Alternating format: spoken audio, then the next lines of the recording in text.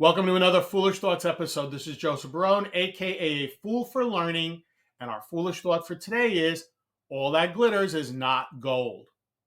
In previous episodes, I talked about what happens when managers see and push for the latest and greatest tech.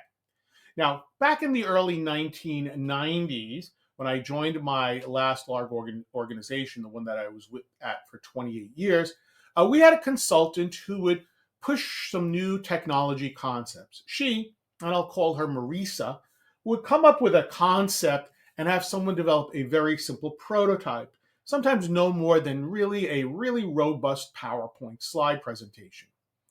Marisa would begin to promote it first in the IT sector and then across the organization. Marisa had the support of the CIO, so people always took her seriously.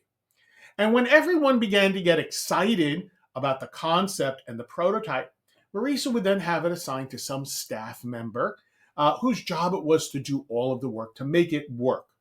She would then move on to a new concept and prototype, get people hyped up about that, and when it came again, time to actually developing the application, it would be dumped upon some unsuspecting staff member. And I remember her doing this at least twice, if not 3 times. So why am I telling you this story? Well, recently I came across an article in the November 2025 issue of TD Magazine, which was entitled, All That Glitters Is Not Gold. And it talked about the Gartner hype cycle, developed in 1995. Now, for those of you who don't know about Gartner, especially when I was starting out in the IT area, it was the organization that everyone looked to for advice and guidance in the IT field. Their big product was the Gartner Magic Quadrant, as well as their conferences.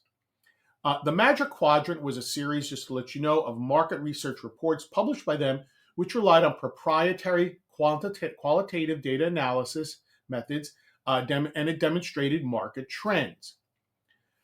Now, let's get back to the Gartner hype cycle. Now, this Gartner hype cycle is really a roadmap for navigating the new technology from wow to works. And so let's take a look at the roadmap phases. Phase 1, innovation trigger. In this phase, there is some breakthrough announcement or prototype that would get everyone excited.